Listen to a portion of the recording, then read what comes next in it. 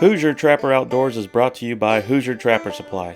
Visit HoosierTrapperSupply.com for all your trapping needs, including Charlie Mashek's Leatherwood Creek trapping scents and Hoosier Trapper deer scent. Okay, I want to take this time just to wish everyone a Merry Christmas and a Happy New Year. And I really, everyone here at Hoosier Trapper really appreciates all the orders and the people that have stopped by the shop, phone calls, online, all of that. Without you and without that support, none of this would be possible. So we have greatly appreciate all that support and orders, and we appreciate all the nice comments that we get concerning the podcast and the show. So everyone here at Hoosier Trapper, and myself included, really appreciate all of that. So with that being said, welcome to episode 11, Hoosier Trapper Outdoors, season 12. This will be the last Texas episode, and then we'll go to some Indiana episodes, and then we'll round out the season with Arkansas. I want to mention the Trap House podcast. The last one we did was a Q&A. Just Justin and I sat down and answered some commonly asked questions that we hear recurringly all the time. So you might get if you haven't listened, you might give that a listen. Want to mention the Show Us Your Bottle contest. Basically just a picture of yourself with your success, and then whatever bottle of Leatherwood lure and bait that you've used for that success, or with the deer hunting scent. Of course, the deer seasons are kind of winding down, but deer hunting scent with the deer. Get those submitted. All the information is on the homepage of the website, HoosierTrapperSupply.com. There's a specific email to send your entries into. And the most important part of all of that is have a chance to win a $100 Hoosier Trapper Supply gift card, which will be drawn in March. So we look forward to all those photographs. We always enjoy looking at them, and we've received quite a few so far, so keep sending them in. Want to mention the Fur Takers of America Sportsman's Calendar. It's kind of a win-win. So for a $30 donation to Fur Takers, which Fur Takers is on the front lines of trapper rights, protecting the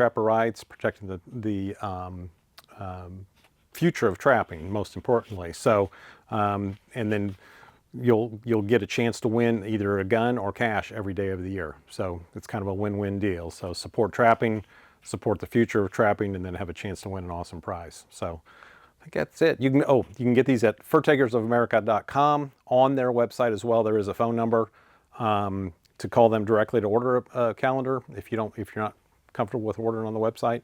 And if you live locally, we do have a few here at the shop. So I think that's it. I hope you enjoy the show.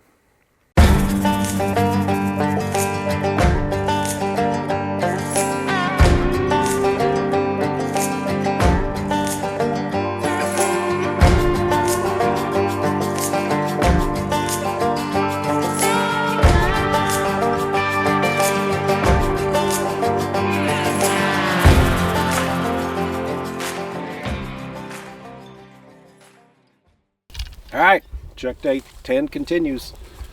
Coyote number 2.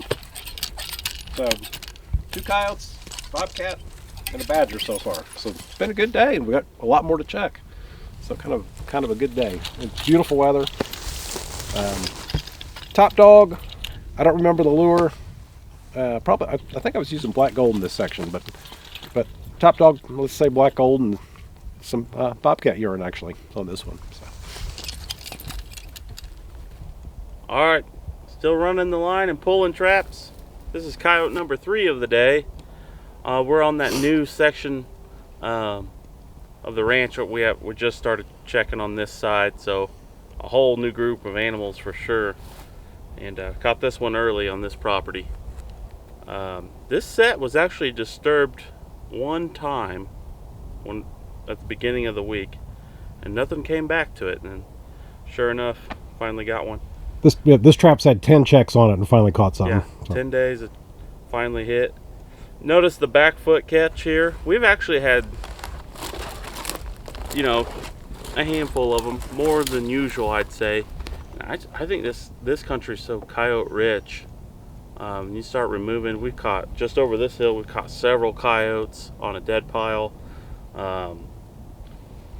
two around this bend we caught. So this could be like some new ones coming in and maybe try and reclaim some territory. I don't know. I'm just They're marking sets. yeah, so they're definitely marking sets. So he could have been just sitting here trying to hike his leg and got caught. So anyway, top dog on this one, finicky feline actually, and some predator gravy.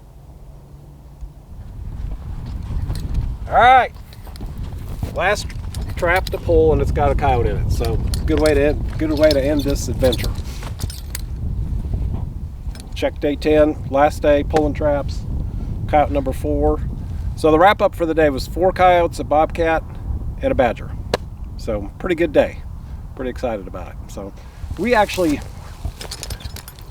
didn't set this location right away, and then we thought, well, shoot, cows weren't in this spot here. You can see the cows are on that side of the fence. So it made sense that this was going to be a good location because the coyotes definitely stick with where the cows are at. So so it's kind of quiet around here. Then all of a sudden we did pick him up. So last day. So anyways, it's been a great trip. Been a lot of fun. Attended Justin. Texas was kind. Yep. Alrighty, take care of him and head home.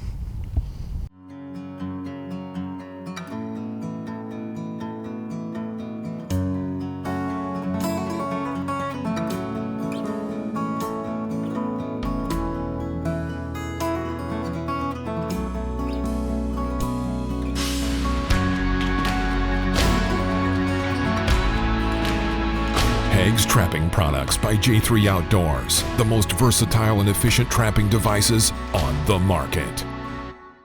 Okay, setting up drags. We get quite a bit of questions about setting up drags. It's pretty basic, pretty simple, but we'll kind of go over it. So the big thing is chain length, whether it be, it should be at least 10 foot, 12 foot's even better. The longer the chain, the less control the animal has over the drag. So you can use, this is a 2/0 twin loop chain, and this works just fine. It doesn't wrap as well around the drag like this when you want to store them, but it does wrap pretty well, and it's much more reasonable than the machine chain. I've never had an issue with an animal chewing this, breaking it or whatever, so it's more than fine. So basically we've got our, I think this is actually a 12-foot piece of chain, and we just attach the drag chain with a split ring to the trap, like so. And then the other end, on these, you can actually take and run the split ring through that D-ring. This is a saber-tooth drag, good heavy drag. It's going to hold up good, or hang up good, I should say. And then that just attaches there like that. If you want to do something where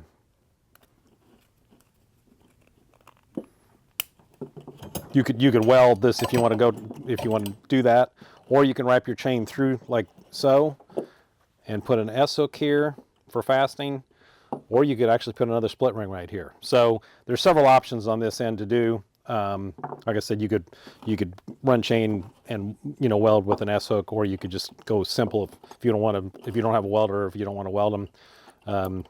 Just go this route, crimp it down, or run a split ring and attach the two ends right there. Or like I said, you can go directly and attach the split ring directly to this D-ring. Now, if you're, same thing applies to this right here. This stuff wraps a lot nicer as far as like this when you're storing your drags. And we're going to do this the same way as far as attaching. Now these more inexpensive drags with this 3/8 inch smooth rod, you're gonna have to go around like this, unless you've got a really big S hook to go around. But then that's pretty thick right there. So I would probably weld that if you're using an S hook. Otherwise, you can go through like this and put an S hook here or a split ring or whatever that you can get through your chain.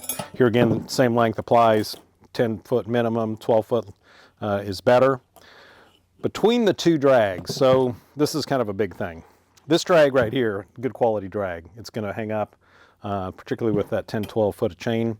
This drag right here, I mean, it would really have to be heavy brush for me to use this without pre-wrapping it.